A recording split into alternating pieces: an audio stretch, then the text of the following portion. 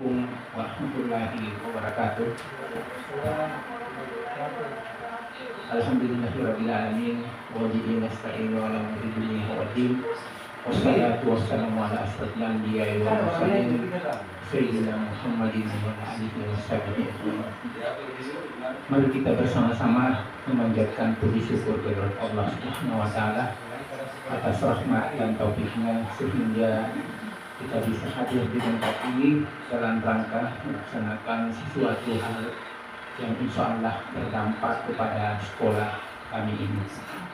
Selawat dan salam kita kirimkan kepada junjungan kita Nabi Muhammad SAW, Nabi Rasul yang diutus oleh Allah Subhanahu wa taala sebagai pembawa satu ajaran namanya Al-Quran. Insya Allah ketika kita ada pedoman kepada itu, bisa kita selamat dunia dan akhirat. Rekan-rekan yang saya hormati, pada hari ini insya Allah kita dari Bapak Salahuddin sebagai calon guru penggerak akan membawakan satu materi kaitannya dengan budaya positif. Dan tentu hal ini sangat-sangat diharapkan untuk ke depan bagaimana sekolah kita bisa ada sedikit atau bisa secara keseluruhan membawa dampak positif.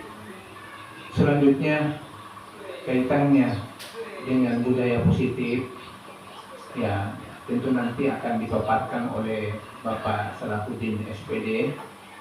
Bisa mungkin ada masukan, ada saran dari rekan-rekan supaya ke depan apa yang dibawakan nanti ya betul-betul kita bisa implementasikan di sekolah kita. Selanjutnya kami berharap kepada seluruh rekan-rekan supaya bisa nanti untuk kedepannya karena masih ada tersisa beberapa orang kecuali saya mungkin dengan Pak Muslim yang tidak bisa lagi mengikuti ya kaitannya dengan guru penggerak ke depan.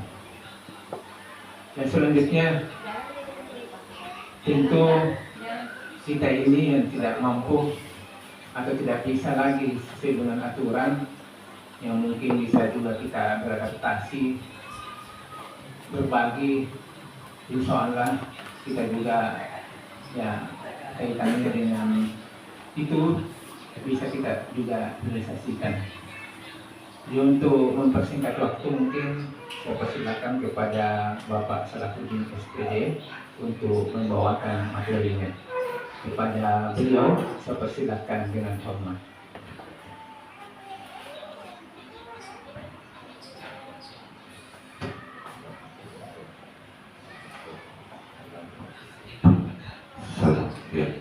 Bismillahirrahmanirrahim. Assalamualaikum warahmatullahi wabarakatuh.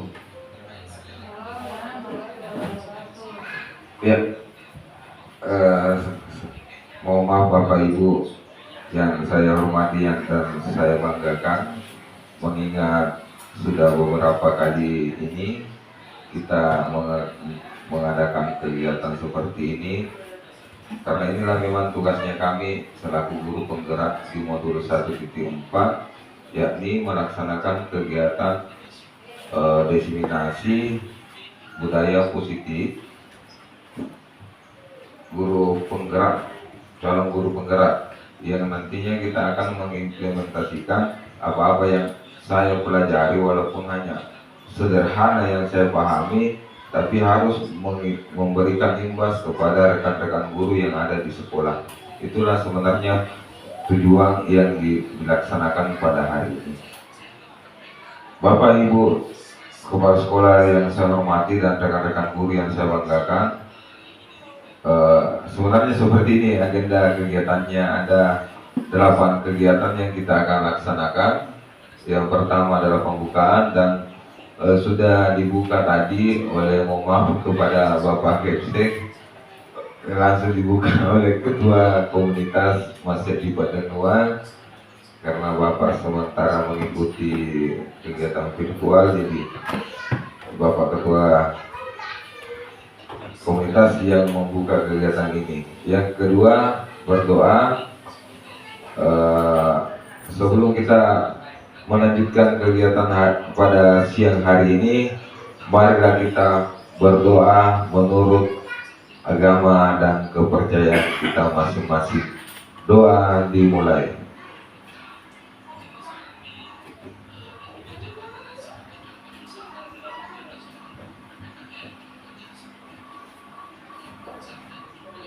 Ya, doa selesai. Ya, lanjut untuk kegiatan selanjutnya adalah menyanyikan Indonesia Raya. Kamu Bapak Ibu dimohon kesiapannya untuk berdiri.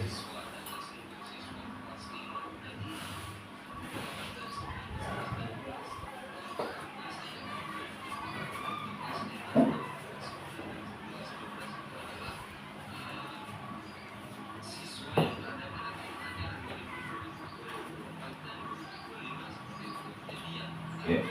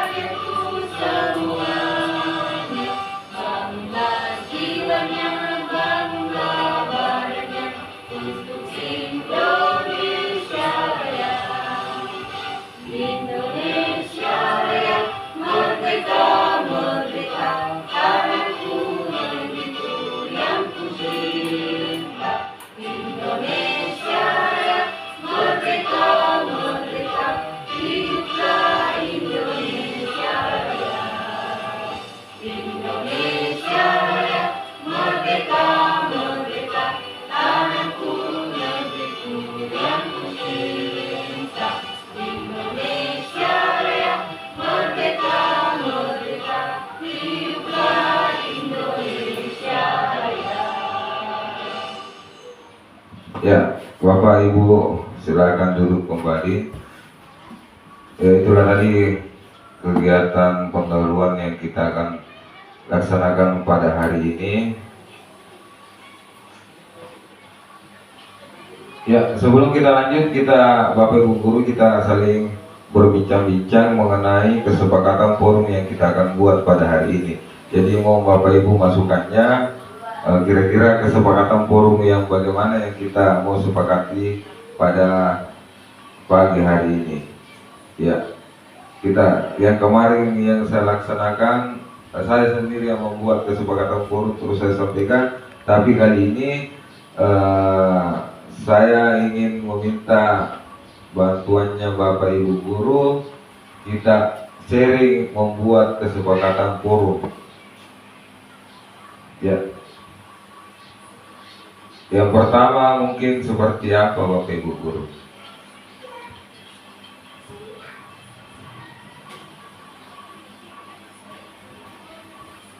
Ya, Bu Sukma, Bu Irma, kesepakatan forum yang kita buat hari ini.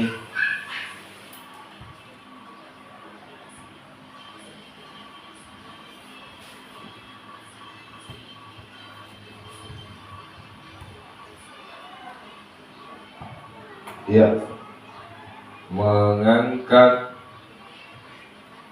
tangan pada saat ingin meninggalkan atau berbicara.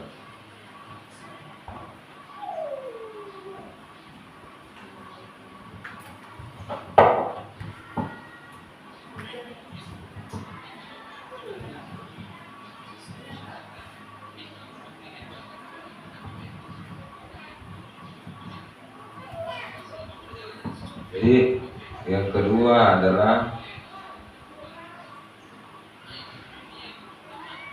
kesepakatan forumnya kita hadir tepat waktu.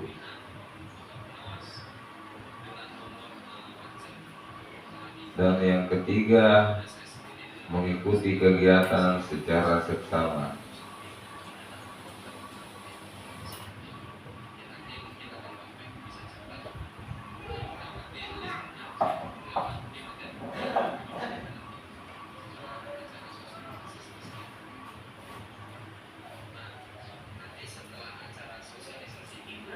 Jadi inilah kesepakatan forum kita pada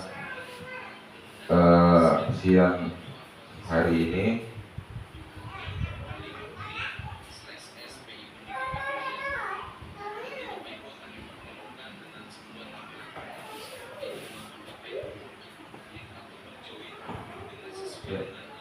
Jadi untuk kegiatan diseminasi pada hari ini yaitu yang melatar belakangi kita adalah masih filosofi pendidikan nasional yaitu Ki Hajar Dewantara, di mana guru diibaratkan sebagai petani yang memiliki peran penting untuk menyuburkan tanamnya.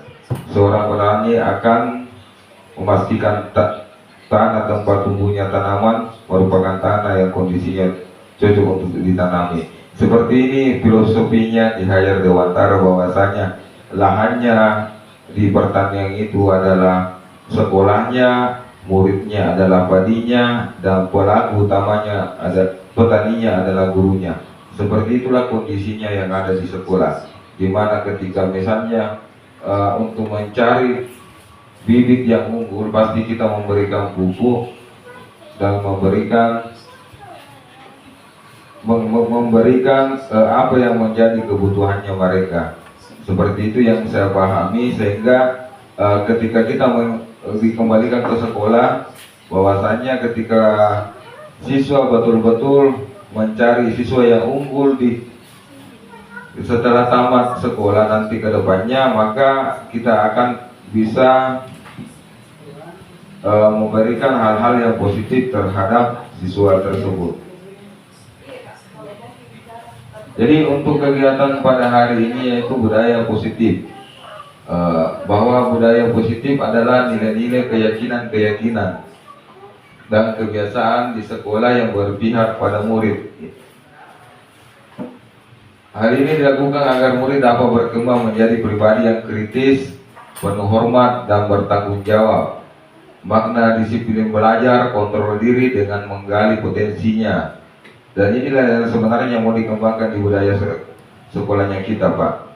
Budaya positifnya kita. Tapi yang semestinya kita harus lakukan yang pertama adalah membuat keyakinannya kelasnya dulu. Ketika mereka sudah merasa aman di kelasnya, akan berimbas kepada sekolah. Ya, Bapak Ibu yang saya hormati dan saya banggakan, seperti inilah contoh budaya positif yang nantinya kita upayakan ke depannya. Ada sekitar 26 kalau tidak salah contoh budaya positif. Yang pertama itu siswanya kita bersikap sopan, meminta izin pada guru bila akan masuk atau keluar kelas pada saat pembelajaran, sebagai wujud menghargai diri sendiri dan orang lain. Artinya dengan kesadarannya sendiri, siswa tersebut akan datang secara tertib masuk dan meminta izin masuk dan keluar. Sebenarnya yang budaya positif yang sederhana ketika pada saat pagi hari kita berdiri di depan pintu gerbang menunggu siswa melakukan kedatangannya, terus mengadakan saling sapa, cium tangan siswa gurunya, seperti itu. Itu merupakan kegiatan-kegiatan positif yang mau ditingkatkan. Dan akhirnya masuk ke dalam kelas. Di dalam kelas, apakah terlebih sebelum siswa itu masuk di dalam kelas, apakah kita suruh rapikan bajunya terlebih dahulu, ataukah sudah rapi memang baru masuk? Seperti itu yang mau diterapkan di lingkungan sekolah. Menaati peraturan dan tata tertib, membuang sampah pada tempatnya. Artinya kenapa? Ketika lingkungan sekolah memiliki budaya positif, Anak-anak sadar ketika sudah makan akan membawa sampah itu dengan sendirinya ke tempat sampah.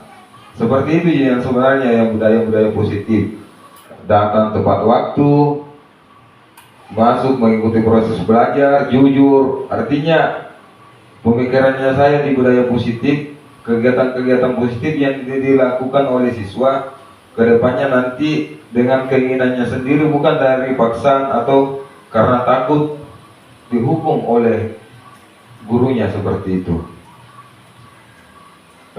Inilah tujuan pembelajaran kita pada pagi hari ini, bahwasanya ketika ingin membentuk budaya positif di sekolah, kita harus memahami disiplin positif dan nilai-nilai kebajikan universal.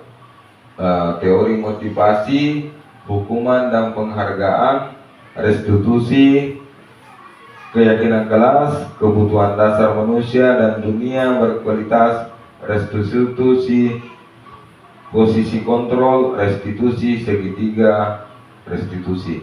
Jadi terlalu padat materinya ini Pak untuk hari ini, namun mungkin karena kondisi teman-teman lagi sibuk, dan memang ini sangat menarik karena ini nanti akan diimbaskan ke dalam kelasnya masing-masing kepada guru mapel.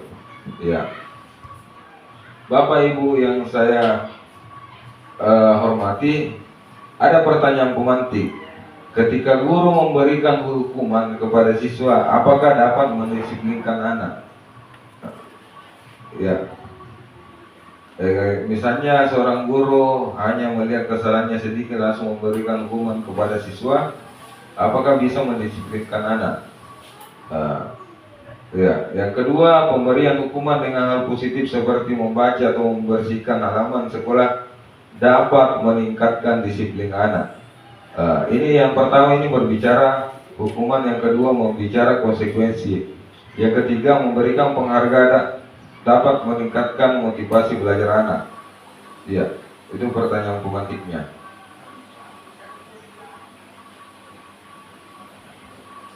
Ya, kita lanjut ke disiplin positif dan nilai-nilai kebajikan universal.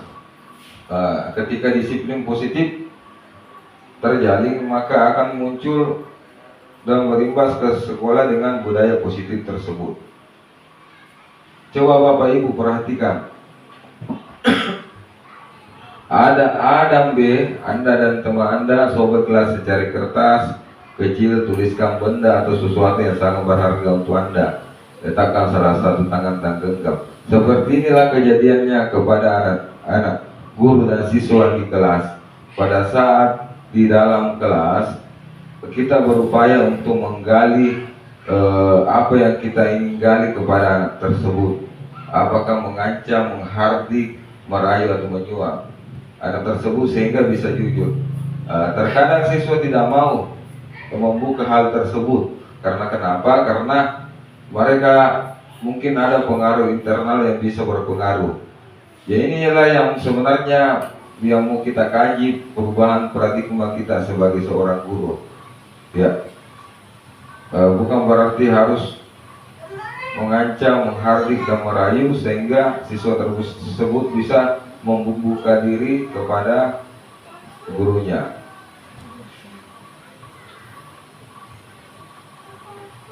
Ya, lanjut lagi Pak. Yang terjadi di kondisi sekolahnya kita, jujur saya katakan seperti itu, bukan saja sekolahnya kita, saya pribadi juga sering melakukan ketika masuk di ruangan, mengenai miskonsepsi tentang teori kontrol. Inilah yang konsep-konsep yang salah yang terjadi kepada siswa tentang teori-teori seorang guru kepada siswa tersebut. Yang pertama adalah ilusi guru mengontrol murid. Contohnya seperti ini. Ilusi guru mengontrol seperti murid. Contohnya, anak-anakku sekalian silakan duduk rapi dan diam dan Bapak akan menjelaskan. Kira-kira Bapak Ibu guru ketika melakukan seperti itu, apakah anak-anak diam? Apakah anak-anak memahami pembelajaran? Saya kira tidak seperti itu Pak. Yang kedua, ilusi bahwa semua penguatan positif, efektif dan bermanfaat. Contohnya, rajin belajar setiap hari. supaya bisa sukses ke depan. Inilah sebenarnya hal-hal yang salah yang kita lakukan di sekolah. Yang ketiga adalah ilusi bahwa kritik dan membuat merasa bersalah dan mampu menguatkan karakter. Sebenarnya tidak seperti itu, Pak. Biasanya kita di sekolah seperti ini. Saya pribadi juga sering lakukan. Ingat ki orang tua atas, setengah mati itu biayai ki, petani di orang tua tak. Kenapa ki seperti itu? Harus ki berubah nak dengan karakter tak. Sebenarnya inilah yang miskonsepsi tentang teori kontrol yang tidak mesti dilakukan di dalam sekolah. Dan juga yang terakhir adalah ilusi bahwa orang dewasa berhak memaksa. Dan inilah yang sering terjadi di lingkungan kondisinya sekolahnya kita ketika ada siswa yang sedang melakukan sebuah perkelahian dan disuruh damai. Kita sebagai guru dan orang dewasa seakan-akan ingin memaksa anak tersebut untuk damai. Padahal dalam kondisi hatinya si anak itu masih jengkel terhadap itu. Jadi apa yang kita lakukan nanti kita akan bahas dengan cara restitusi segitiga. Akan ada nanti pembahasannya seperti itu, bagaimana cara mengatasi anak-anak yang konflik terhadap temannya, Bapak Ibu guru. Ya, ini merupakan teori kontrol dan pilihan. Saya kira Bapak Ibu guru sudah memahami. Ya, untuk disiplin positif adalah cara menerapkan kedisiplinan yang bertujuan untuk menumbuhkan kesadaran serta dan inilah nilai-nilai kebajikan universal menurut Ibo Primarier Program. Ini yang sebenarnya nantinya akan dijadikan kesepakatan kelasnya kita sehingga muncul disiplin positif dan menjadi budaya positif. Siswa yang toleransi, memiliki rasa hormat, integritas, mandiri, menghargai, antusias, empati, keingintahuan, kreativitas, kerjasama, percaya diri, dan komitmen.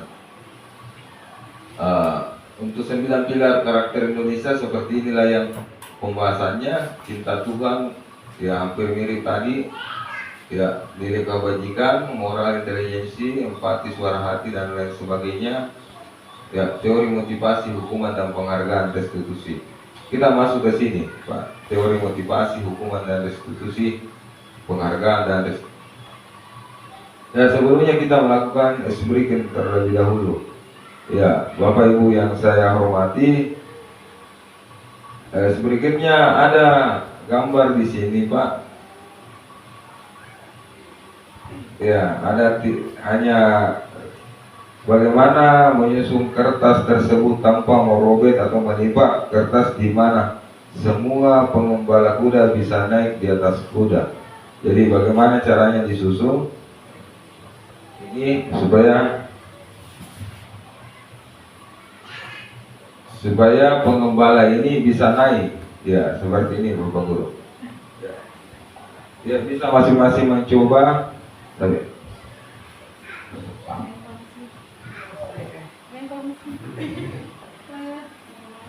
Ya, sebenarnya saya lupa tadi kopi, Pak.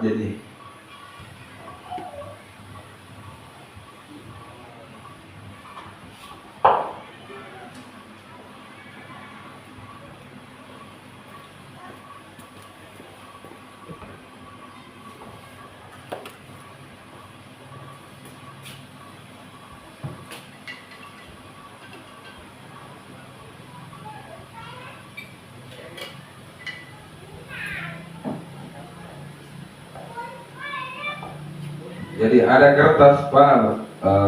Kita susun bagaimana modelnya sehingga bisa semua pengembala ini bisa naik di atas kuda. Ya.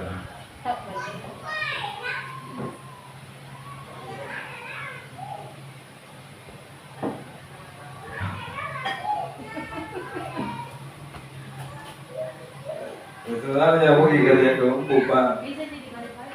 Bisa jadi balik-balik kertasnya, Pak. Cocok di satu pemakai. Bisa dilipat. Tidak bisa dilipat. Iya. Bisa di bawah, coba kasih merek ke atas. Iya, kasih merek ke atas itu udah di bawah. Iya, siapa makan di bawah. Ya. Tidak bisa Bu, harus searah di kepalanya kudanya. Iya.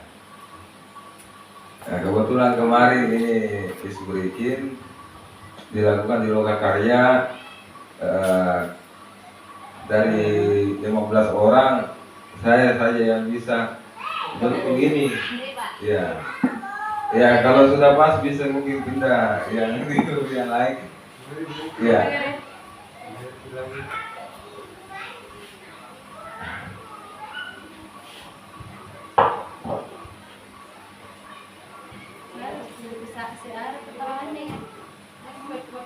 Terlalu awan di Pak Pusaki maka tidak Bisa diganti dulu kan. tidak diganti. Ya.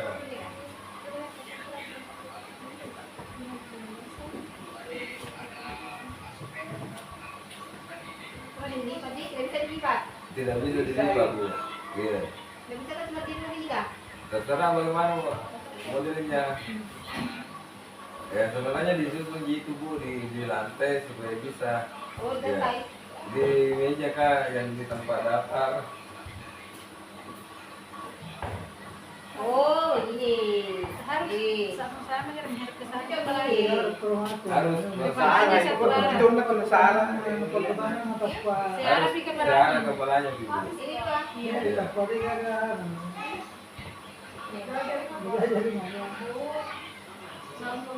Ya. Tidak searah tuh kalau begitu kepalanya. Tidak searah kepalanya. Sama searah. Ini Kepala kuda aja harus searah. Kepala kuda harus menghadap ke kiri, kiri semua. Ya, kanan, kanan semua.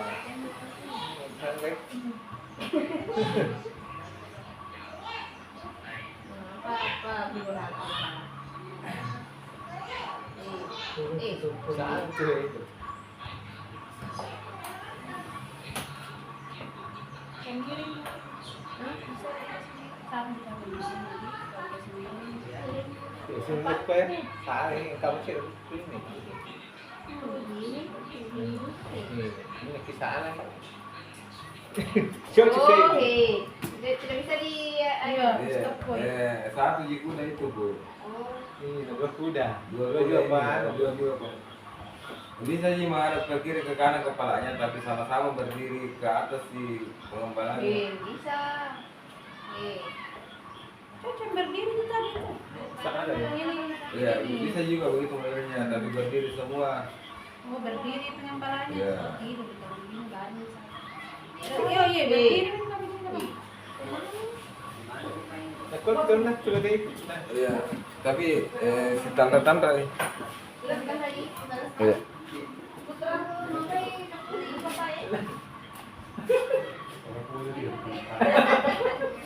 Ya masuk kanan ini. Iyan ka rin. Langsung rin. Caranya Pak.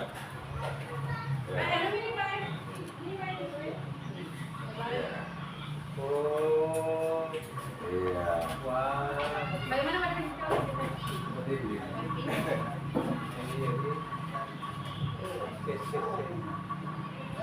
Melawan itu di rumah. Hindi, sumalawa. Kulo melawan sa dilokon nih. Bisa juga gitu. Bisa Oh. juga. Itu juga tadi. Paano naman natin dilokon nih? Iya. Nah. Ini. Siguro. Oh. Cocok. Si Sambung. Oh, padahal ini ngaranna si Sambung. Iya, balik lagi artinya. Iya. Berubah tadi langkah kakinya Bapak Ibu Guru ya. Terima kasih atas kerjasamanya. Pastilah. Ya tepuk tangan dulu untuk semua rekan guru. Iya. Coba kan tes kaplek punya tak Ya. Ini berbicara teori perilaku manusia, tidak usah terlalu banyak dibahas. Yang jelas ada dua, ada dari eksternalnya dan ada dari internalnya. Berbicara di hukum dan penghargaan. Ini yang masih didiskusikan Bapak Ibu Guru. Ya, kira-kira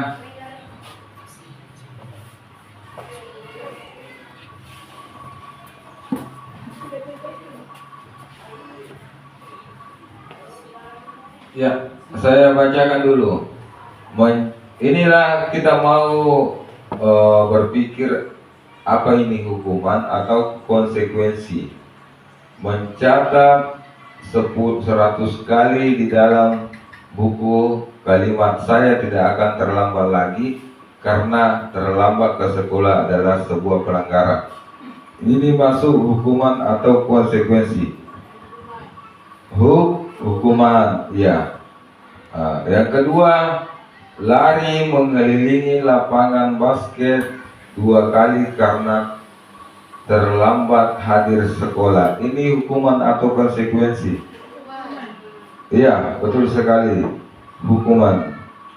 Terus yang ketiga, murid diminta untuk push up 15 kali karena tidak menggunakan masker ke sekolah. Apakah hukuman atau konsekuensi? Iya, hukuman, betul sekali Bapak Ibu guru. Yang ketiga, menggantikan kertas tugas teman yang telah dicoret-coret. Ini hukuman atau konsekuensi? Iya, betul sekali, konsekuensi. Ya, membersihkan tumpahan air meja di meja tulis karena tersenggol pada saat belajar. Ini hukuman atau konsekuensi? Iya. Murid disuruh mengenakan sepatu seharian karena tidak mengenakan sepatu. Murid disuruh untuk tidak menggunakan sepatu seharian karena tidak mengenakan sepatu hitam. Ini hukuman atau konsekuensi? Misalnya ada siswa yang memakai sepatu putih, kita suruh lepas sepatunya, nanti pulang baru bisa pakai. Apakah ini hukuman atau konsekuensi? Ya, ada hukuman dan konsekuensi. Ini karena dampaknya kepada si anak tersebut, berarti ini adalah hukuman. Iya. Terus yang ketiga, yang terakhir adalah lari mengelilingi lapangan basket 2 kali karena terlambat 10 menit untuk pelajaran PJOK. Ini konsekuensi atau hukuman? Ya. Ini terkadang bingung Ki. Ada larinya karena terlambat, tapi yang menyuruh adalah guru olahraga, guru PJOK. Jadi ini termasuk konsekuensi. Kenapa dikatakan konsekuensi bukan hukuman? Karena kegiatan tersebut masih sejalan dengan guru mata pelajaran tersebut. Tidak jadi masalah, Pak. Artinya apa yang kita tanamkan di sekolahnya ini, misalnya terlambat datang di kelas terus dikeluarkan, sebenarnya itu adalah hukuman. Ini yang sebenarnya mau dihindari di sekolah. Seharusnya apa yang mesti kita lakukan kepada siswa yang terlambat 5 menit untuk masuk ke pelajaran BK? Jadi apa yang saya lakukan kepada mereka? Saya memberikan konsekuensi berupa memberikan jam tambahan ke depannya lagi setelah jam pelajaran itu selesai, saya tambah jamnya 5 menit lagi. Memang susah Pak menjadi guru karena betul-betul harus menuntun siswa. Tidak berarti siswa berada terlambat masuk di kelas kita langsung marah-marah, tidak seperti itu yang sebenarnya. Bagaimana kita menjadi seorang pendidik ketika siswa terlambat? Silakan masukkan saja apa yang kurang, mulai dari materi apa yang dia kurang, kita berikan jam tambahan waktu ke sana. Tidak berarti mengeluarkan siswa tersebut. Inilah yang sebenarnya mau disatukan persepsinya kita, Bapak Ibu guru. Bagus sekali masalah Iya. yang besar ke depan ya, kita ada persamaan persepsi juga. Iya, betul Pak. Kita di kelas ya, ternyata tidak sesuai dengan apa yang Iya. positif. Pertanyaan saya dulu masalah bagaimana kita terapkan ini hukum ada konsekuensi yang sebenarnya. Mana yang kita pilih?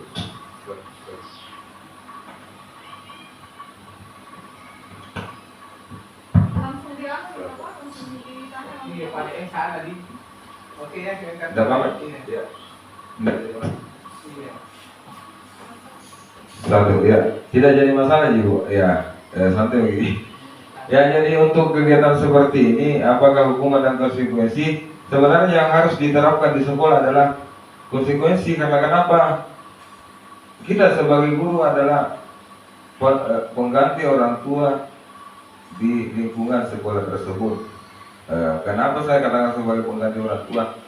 Sebagai orang tua itu pasti tidak tega memberikan hukuman anaknya terus di rumah walaupun berbuat salah. Makanya yang mesti diterapkan di sekolah adalah memberikan konsekuensi sesuai dengan kondisinya seperti itu. Contohnya, si anak tadi hanya tidak sengaja lewat di meja terus menyenggol itu kertas, terus tumpah airnya. Makanya kita suruh membersihkan. Tidak apa-apa disuruh, tapi maknanya dia berpikir, ini memang baik untuk saya ke depannya karena saya tadi hukum untuk membersihkan WC. Seperti itu Pak. Jadi tinggal kesepakatannya kita kepada rekan-rekan guru yang lain, apakah yang mau kita terapkan dalam konsekuensi ataupun hukuman. Tapi terkadang memang ada masa-masa ketika ada masalah di rumah sampai di sekolah, tidak dipikir masalah ini konsekuensi, langsung memang hukum menghardik siswa. Salah ki. Nanti akan dibahas lebih lanjut di 5 teori kontrol. Ya, oke, silakan Ibu. Seperti tadi yang baru bilang, kalau misalnya anak terlambat 5 menit, berarti kita tambah jam 5 menit. Iya. Tentu maksudnya kayak kita yang pernah dapat materi karena diterapkan, tetapi Iya. pada kenyataannya kalau kita tambah 5 menit, pasti orang lain yang jam berikutnya pasti diganti oleh orang. Iya. Jadi bagaimana solusinya untuk kondisi yang Iya, betul sekali Ibu. Bagus sekali pertanyaannya. Ketika misalnya ada tambahan siswa waktu 5 menit, bukan berarti bahwasanya langsung ditambahkan pada saat jam ketiga dan jam keempat, akan tetapi bisa dimaksimalkan di jam istirahat dan pulang sekolah Ibu. Jadi tinggal kita mami yang atur. Itulah memang repotnya seorang guru. Susah memang menjadi seorang guru karena betul-betul harus menuntun anak itu menjadi sesuai dengan kodrat dan zamannya. Ya, Bapak Ibu yang terhormat, kita lanjut tadi. Inilah tadi yang imbas dari hukuman dan konsekuensi yang kita lakukan di lingkungan sekolah. Ketika kita memberikan hukuman, sesuatu yang menyakitkan harus terjadi, sedangkan konsekuensi sesuatu harus terjadi. Membuat anak sakit fisik maupun hati untuk jangka waktu yang lama, sedangkan konsekuensi adalah membuat anak merasa tidak nyaman dalam jangka waktu pendek saja Pak. Hanya pendek saja, pada saat setelah menyelesaikan tugasnya, oke, aman nih, kan? Dia merasa tanggung jawabnya ada. Ya, seperti itu. Anak membenci kedisiplinan ketika kita berikan hukuman, seakan-akan aturan-aturan sekolah itu dan benci sekali dengan aturan sekolah. Tetapi ketika memberikan konsekuensi, anak akan menghargai namanya disiplin. Yang kedua, masalah paksaan dan stimulus tanggapan dan lain sebagainya. Ya. Kita lanjut ke masalah restitusi. Disinilah yang terjadi dalam lingkungan sekolahnya kita. Mengenai restitusi adalah proses menciptakan kondisi bagi murid untuk memperbaiki kesalahan mereka sehingga mereka bisa kembali pada kelompok mereka. Inilah yang terjadi ketika ini restitusi yang kemarin saya bicarakan bersama dengan pendampingnya saya, bagaimana caranya mengembalikan kondisi siswa tersebut menjadi seperti dengan kelompoknya mereka. Ini yang mesti diterapkan di lingkungan kelas. Masalah restitusi. Tujuannya restitusi bukan untuk menebus kesalahannya. Ketika anak siswanya kita bermasalah di kelas maupun di luar kelas, tapi ini kita akan mengajak mereka untuk menggali mengapa mereka akan sesuai nanti dengan 5 teori kontrolnya kita. Ya. Tujuannya restitusi memperbaiki hubungan, tawaran bukan paksaan, menuntun untuk melihat ke dalam diri, mencari kebutuhan dasar yang mendasari tindakan. Ya. Terus kita lanjut keyakinan kelas. Keyakinan kelas dan peraturan kelas adalah hal yang sama. Ini saya ada pertanyaan pemantik lagi Bapak Ibu, masalah keyakinan kelas dan peraturan kelas. Apakah sama keyakinan kelas dan peraturan kelas adalah hal yang sama, betul atau salah? Antara keyakinan dan peraturan, apakah sama? Betul atau salah? Silakan Bapak Ibu. Beda. Ya, tidak sama. Kita lihat jawabannya. Jawabannya adalah iya, tidak sama atau beda, salah. Karena keyakinan kelas berbeda dengan peraturan kelas. Namun keyakinan kelas muncul dari peraturan-peraturan kelas. Ya, kita lanjut ke model pertanyaan pemantik kedua. Keyakinan kelas berdasarkan nilai-nilai kebajikan atau prinsip universal. Betul atau salah? Iya, jawabannya kita lihat betul. Keyakinan kelas berlandaskan nilai-nilai kebajikan dan universal. Terus yang ketiga, apa nilai kebajikan atau keyakinan yang ingin kita angkat dari peraturan-peraturan berikut ini? Yang pertama, menggunakan helm saat mengendarai. Apa nilai kebajikannya ini Bapak Ibu Guru? Menggunakan helm saat mengendarai motor. Keselamatan. Iya, keselamatan, betul sekali Bu Marli. Iya. Nilai kebajikan membuang sampah pada tempatnya. Ya, kira-kira apa nilai kebajikan yang mesti kita tanamkan di sini? Membuang sampah pada tempatnya. Jadi nilai kebersihan dan kesehatan, ya, seperti itu. Dilarang menggunakan kata-kata kasar. Jadi apa nilai kebajikannya? Jadi jawabannya adalah bersikap positif dan hormat. Jadi inilah nanti yang akan dijadikan sebagai keyakinan kelas. Tidak lagi dilarang saling, ini kan aturan, dilarang ribut dalam kelas. Tapi apa lagi? Kalau keyakinan kelas kita rubah menjadi keyakinan kelas, silakan saling menghargai, begitu. Ya, dilarang apa lagi? Membuang sampah di sembarangan tempat. Jadi yang kita di situ adalah jagalah kebersihan. Itulah dari peraturan itu muncul istilahnya keyakinan kelas. Seperti itu, Pak. Artinya kalau keyakinan kelas hanya 5 mungkin yang kita akan terapkan, dan bisa kalau Bapak Ibu guru misalnya bisa membuat setiap kelas itu ada keyakinan kelasnya sebagai pengganti peraturan kelas di kelasnya masing-masing, supaya anak memahami. Jagalah, hormatilah teman. Artinya dilarang membuli, dilarang mengganggu teman. Banyak makna yang terkandung di dalamnya, Pak. Seperti itu.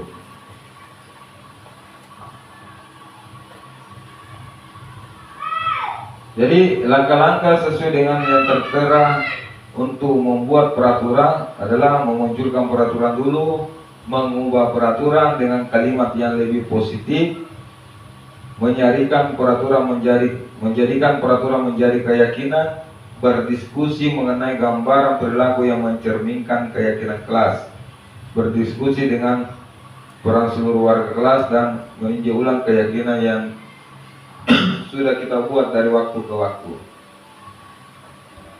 Mengapa harus keyakinan kelas? Karena untuk mendukung motivasi intrinsik, kembali ke nilai-nilai keyakinan yang lebih menggerakkan seseorang dibandingkan mengikuti serangkaian peraturan-peraturan. Jadi faktor intrinsiknya siswa ini, motivasi intrinsiknya siswa ini yang mau dimunculkan dengan adanya tulisan-tulisan keyakinan kelas yang besar. Biar juga di kantor Pak bisa kita buat yang kayak kemarin di sini yang dikasih tinggal, yang dilepaskan, agar nilai intrinsiknya siswa dia baca. Bukan berarti dilarang seperti ini, sekedar hanya dilarang kayak begini. Tapi ketika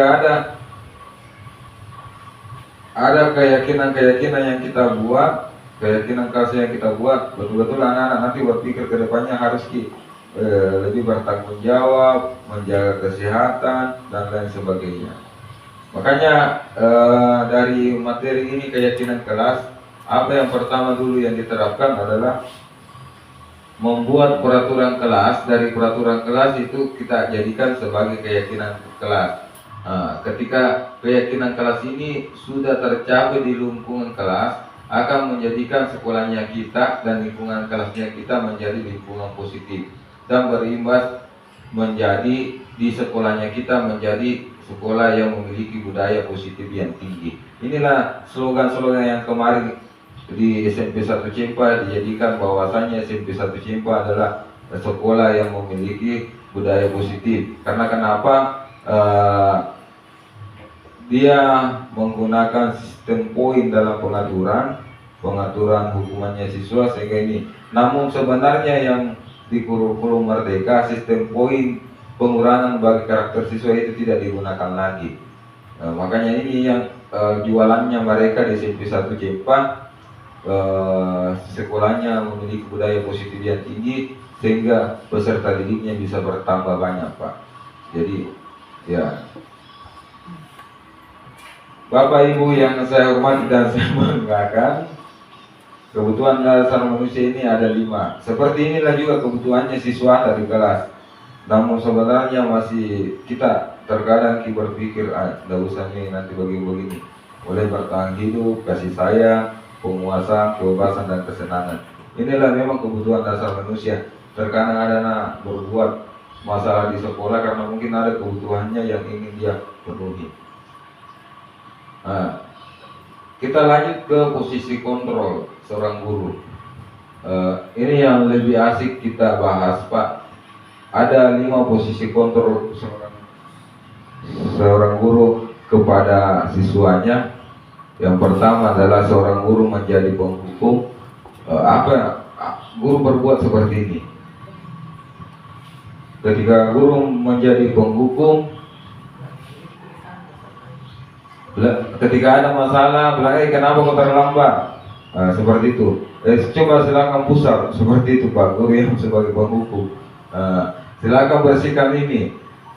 Sehingga guru akan berkata, kalau kau tidak melakukan pembersihan di parkiran, awas, kamu akan dapat bagian lagi. Seperti itulah.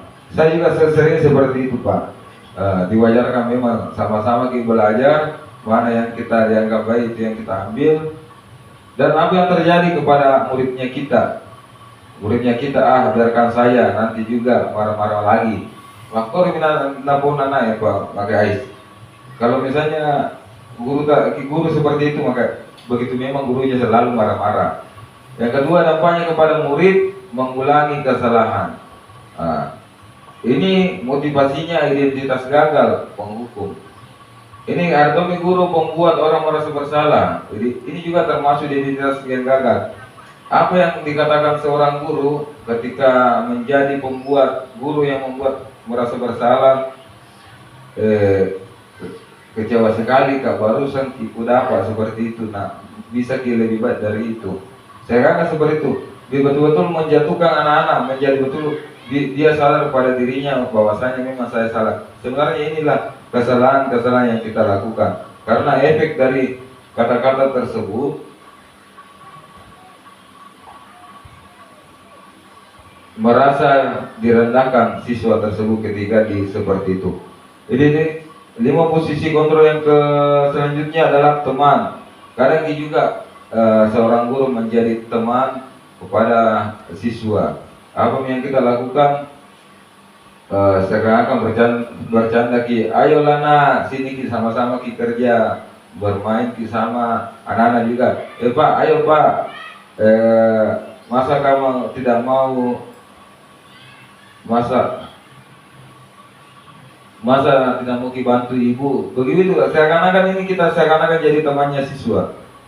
Ini memang bisa dilakukan, tapi sesekali saja dilihat dari kondisinya. Sedangkan pemantau ini yang sebenarnya yang tidak mesti dilakukan. Memantau hanyalah siswa. Ketika ada kesalahan, kita berikan poinnya yang bagus, yang jelek. Kita mengukur sebenarnya ini siswa. Dan yang disarankan ketika ingin melihat siswa sukses adalah guru seorang manajer. Kenapa dikatakan guru seorang manajer? Karena kita hanya bertanya, anak-anak terlambat, apa alasannya nak terlambat, kira-kira bagaimana, apa yang mesti kita perbaiki. Anak-anak kita menggali, kita hanya memberikan pertanyaan-pertanyaan sehingga anak-anak tersebut itu terbuka dalam menjawab dan mengatasi masalahnya. Inilah yang mesti kita pahami 5 posisi kontrol. Seperti ini pernyataan-pernyataannya, saya kecewa sekali dengan kamu nak. Siapa yang mau mengatakan guru yang selalu membuat merasa bersalah? Yang posisi kontrol, kamu tidak pernah benar melakukan kegiatan, ayolah lakukan demi ibu dan bapak. Ini masuk dalam kategori penghukum. Ayolah lakukan dengan ibu dan bapak. Ini menjadi posisi kontrol teman. Sedangkan ketika posisi manajer, bagaimana kamu bisa menyelesaikan masalah ini? Kita sebagai guru, seorang manajer selalu menggali apa kelebihan dan apa kekurangan, kenapa bisa seperti itu. Maka muncullah segitiga restitusi. Segitiga restitusi ini yang digunakan dalam mengadili, bukan mengadili, meminta siswa untuk menyelesaikan masalahnya. Ada suatu proses dialog yang dijalankan oleh guru agar dapat menghasilkan murid yang mandiri dan bertanggung jawab. Jadi ada 3 restitusi yang akan diterapkan. Yang pertama, menstabilkan identitas. Jadi kata-katanya yang sederhana. Kenapa terlambat? Nah, setelah itu saya begini terlambat. Langsung kita memberikan umpan balik. Sebagai manajer, guru sebagai manajer, setiap orang pasti pernah melakukan kesalahan. Kita menstabilkan keadaannya mereka. Yang kedua adalah validasi kebutuhan. Adakah cara yang lebih efektif untuk mendapatkan apa yang kamu butuhkan? Ya, seperti itu. Yang ketiga adalah merumuskan keyakinan. Menanyakan keyakinan. Kamu ingin menjadi orang yang seperti apa? Jadi inilah di dalam segitiga restitusi beberapa pertanyaan yang biasa dilontarkan kepada siswa. Contoh kasus ini Pak. Terakhir, Sulfahmi adalah murid kelas 8 SMP 4 Martelo Sumpah. Saat pagi waktu Pak Salahuddin piket di sekolah, mendapatkan Sul yang berulang kali terlambat datang ke sekolah. Pak Salahuddin sudah menegur, namun Sul tak mengindahkannya. Beberapa hari terakhir, Pak Salahuddin memanggil Sul saat istirahat. Bagaimana Pak Salahuddin bisa menyelesaikan masalah yang dialami oleh Sul dengan memposisikan dirinya sebagai manajer dan melaksanakan segitiga restitusi? Ketika ada siswa bermasalah, ini yang kita lakukan. Yang pertama, jadi muncul kata-kata seperti ini. Sul, sekarang sudah jam berapa? Sepertinya kamu setiap hari seperti ini. Itulah kata-kata manajer. Terusnya siswa dan bla bla. Guru lagi, Bapak mengerti kamu bahwa bahkan bukan satu-satunya yang pernah melakukan ini. Ini yang istilahnya Pak menstabilkan keadaan. Tidak semuanya siswa, bukan saja kita yang melakukan seperti ini, semua siswa yang lain. Iya Pak, mengenai begini. Terus muncul pertanyaan, bagaimana menurut kamu? Apakah yang kamu lakukan itu baik bagi dirimu? Seperti itulah seorang manajer Pak. Tidak Pak, kalau kamu paham itu, terus apa alasan kamu terlambat datang ke sekolah? Kita sebagai manajer, kita terus menggali itu siswa. Maaf Pak, dan siswa akan menjawab, maaf Pak, saya salah Pak. Saya santai-santai di rumah dulu sebelum berangkat ke sekolah. Terus kegiatan selanjutnya guru adalah, bagus kalau kamu tahu kesalahanmu. Kira-kira apa langkah yang efektif yang harus kamu lakukan agar bisa datang tepat waktu di sekolah? Saya harus bertanggung jawab Pak pada diri sendiri. Artinya siswa nanti ke depannya akan berpikir bagaimana caranya mengubah dirinya. Ya, seperti ini Bapak percakapannya, ya restitusi segitiga. Jadi dia akan, yang terakhir itu betul sekali, saya bertanggung jawab pada diri sendiri, harus cepat-cepat datang ke sekolah dan tidak santai-santai di rumah. Artinya dengan posisi guru menjadi manajer, ketika ada masalah kepada siswa, seakan-akan siswa tersebut berpikir untuk mencari solusinya. Ya, Bapak Ibu yang terhormat, untuk kegiatan terakhir, marilah kita menyanyikan lagu wajib nasional.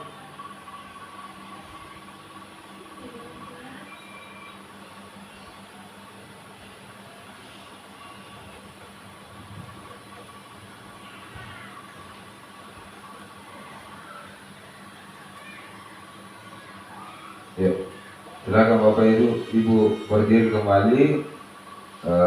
Kita menyanyikan lagu wajib nasional. Ya.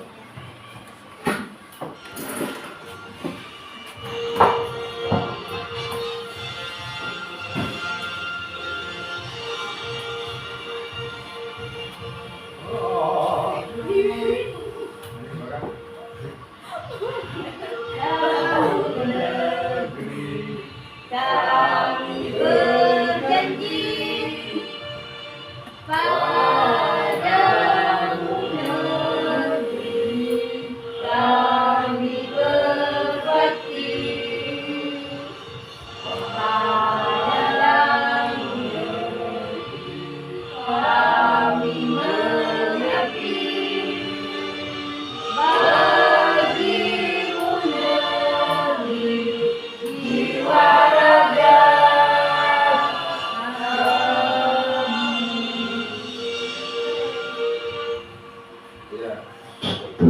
Ya, Bapak Ibu yang terhormat, silakan duduk kembali.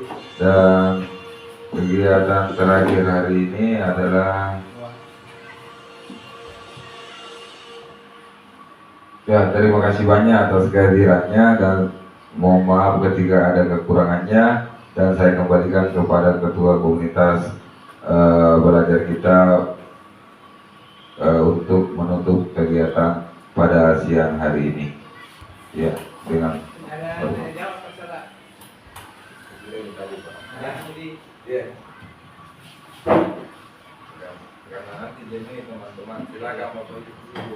Satu, saya berikan dulu aplaus kepada pemateri kita, Bapak. Alhamdulillah, kita sudah melihat bagaimana budaya positif itu harus kita tidak boleh tawar-tawar lagi untuk bisa kita implementasikan. Jadi saya berharap kepada Bapak Salahuddin, begitu juga dengan guru penggerak lain, supaya bisa menyusung yang ingat tadi apa yang harus kita lakukan supaya ada juga nilai jual. SMP Cempah mengatakan tadi nilai jualnya ya kaitannya dengan budaya positif, maka kenapa kita tidak? Ya, ini merupakan tantangan bagi guru secara keseluruhan, tetapi saya berharap khususnya guru penggerak, mari kita menggali potensi-potensi yang bisa kita kembangkan di sekolah kita ini sehingga kita bisa juga menjadi nilai jual daripada lingkungan positif sekolah kita. Ya, semoga bisa seperti itu. Insya Allah ke depan, ya tentu inilah yang kita mau kembangkan semua. Ya, jadi saya berharap kepada seluruh guru, insya Allah saya Pak Salahuddin mendukung beserta Bu Merli sebagai putra Mas Surawaliye yang kepingin juga untuk bisa mengikuti atau mengimplementasikan daripada budaya positif di sekolah ini. Kami sangat berterima kasih ketika ada keinginan atau sekaligus diimplementasikan dalam kehidupan kita sehari-hari, terutama di sekolah. Insya Allah kita juga menjadi salah satu sekolah yang bisa mengimplementasikan budaya atau lingkungan sekolah yang positif, budaya positif. Jadi mari kita menutup acara ini dengan bersama-sama mengucapkan alhamdulillahirabbil alamin, wabillahi taufiq wal hidayah. Assalamualaikum warahmatullahi wabarakatuh.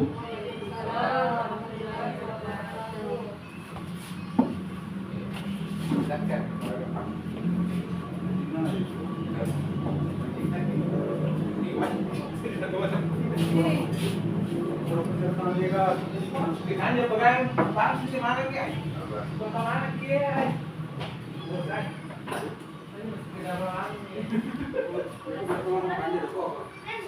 Banyak 1 menit mana 1 jam. Hah? Belum mi. Baru aja.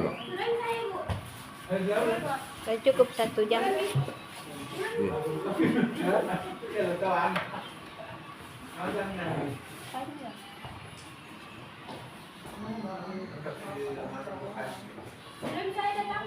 Itu tadi yang mau saya yang apa aturan sekolah yang mau diterapkan di sekolah itu yang mau dibahas. Iya, ada memang pegangan tanah di depannya. Rata-rata